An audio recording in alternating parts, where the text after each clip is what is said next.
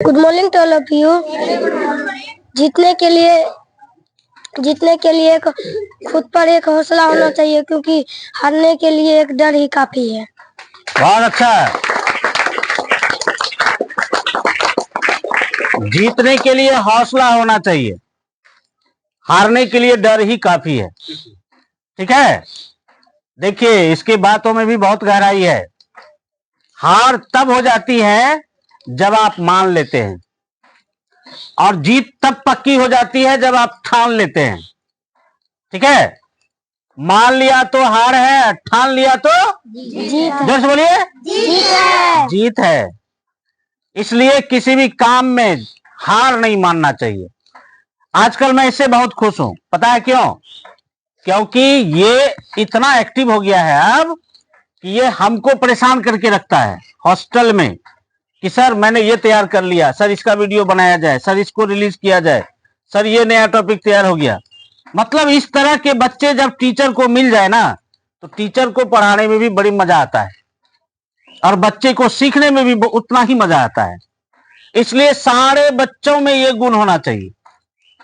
ठीक है, जिस समय आया था तो इसको चलाना पड़ता था, अरे ये काम करो, ये काम करो, ऐसे करो, इसको याद करो, ये तैयार करो, इसको सुनाओ, ये करो। लेकिन ऐसा नहीं, अब ये मेरा नकल कर लिया, अब ये खुद हमको कहता है सर ये तैयार कर लिए, अब क्या करें? कुछ नया चाहिए, चाहिए कि नहीं? तो आगे बढ़ने के लिए ये चीज होना बहुत जरूरी है। हॉस्टल में सिर्फ पढ़ाई करने से नहीं होती है, हॉस्टल में हमें बहुत सारा चीज सीखने को मिलता है। कुछ बच्चे ऐसे होते हैं क्लास के बाद निकले, अब कोई मतलब नहीं है, सोए हैं, बैठे हैं, जगे हैं, खाए हैं, बनाए टास्क नहीं बनाए, टाइम पास कर रहे हैं।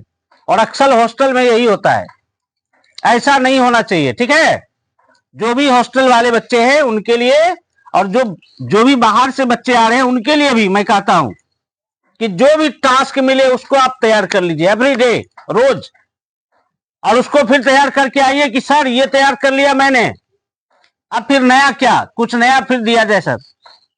तो फिर आप, क्योंकि बूंद बूंद से घड़ा भरता है, आज का पढ़ाया हुआ चीज अगर आप आज तैयार कर लेते हैं तो फिर कल नया चीज मिलेगा, फिर आप कल नई चीज सीखेंगे, परसों फिर नई चीज सीखेंगे, अगले दिन फिर नई चीज सीखेंगे।